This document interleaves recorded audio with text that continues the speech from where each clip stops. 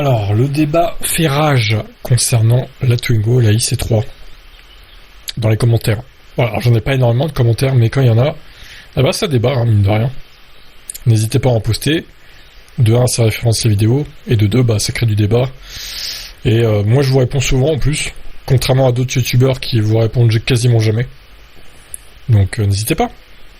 Et puis, des fois, vous avez le droit à des vidéos. C'est magnifique. Alors, Fred Dero, notamment, qui est un peu anti-Twingo, hein, mine de rien, il a du mal avec cette voiture. Il la traite de merde. Bon, là, c'est trop aussi, elle a droit à ce qualificatif, d'ailleurs. Dans ses arguments, il y a justement la roue de secours, qui est pas présente. Les sièges arrière qui coulaient, ça sert à rien, car les avançants, il n'y a plus de place pour les genoux. La Twingo des années 90, c'était déjà une blague, là c'est encore pire. Une blague qui a bien marché dans les années 90 quand même, mine de rien. Ma Citroën C3 a une roue de secours, la Volkswagen Polo a une roue de secours, et la ID Polo a un coffre immense qui permet d'accueillir une roue de secours. C'est pas parce que les voitures ont viré la roue de secours par économie de place et de poids que c'est acceptable. La Twingo est une voiture foireuse qui priorise la nostalgie d'une voiture de merde des années 90. Les deux écopes aérofreins au niveau des feux d'urne de la Twingo, c'est anti-efficient et les gens applaudissent cette daube. Alors moi, ma take, c'est qu'au jour d'aujourd'hui, en 2026, qu'est-ce que t'as... Moi, je m'en fous de pas avoir de roue de secours. Enfin, qu'on soit clair et net. Quelle chance tu as de crever, genre de crever, mais violemment. C'est-à-dire de plus pouvoir rouler. Parce qu'en général, quand tu crèves, c'est une crevaison lente, déjà. Mais tu peux toujours rouler et rejoindre le premier garage pour changer ta roue. Ou du moins la faire réparer, mettre une mèche.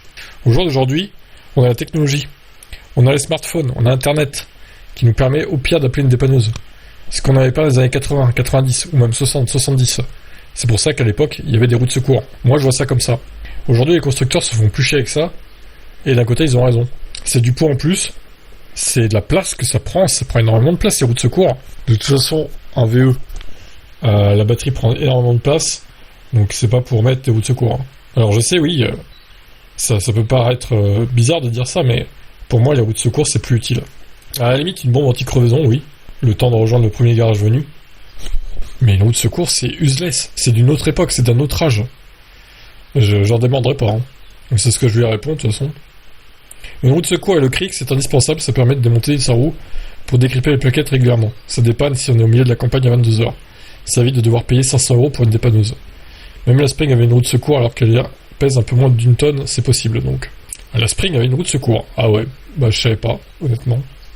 Alors moi je lui ai répondu que en général la dépanneuse c'est compris dans l'assurance il me semble. Hein. Donc pour moi une roue de secours, c'est pas l'argument valable.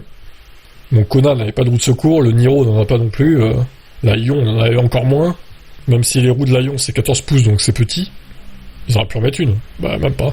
En même temps la voiture est déjà petite aussi donc bon. La Twingo et la C3 sont des merdes. C'est dur. C'est dur. Des termes un peu abusés là.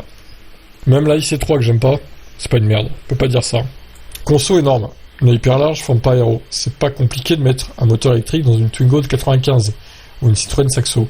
Ce sont des formes moins pires et Volkswagen avait fait ça avec l'I-Up qui avait 32 kWh. Je suis d'accord que la batterie, on est d'accord là-dessus, hein, la batterie n'est pas assez grosse. Sur la Twingo, j'en demanderai pas. Ils auraient dû au moins faire une version 40 kWh. Ça rentrerait largement. Pour donner le choix aux gens. Ça, je suis d'accord.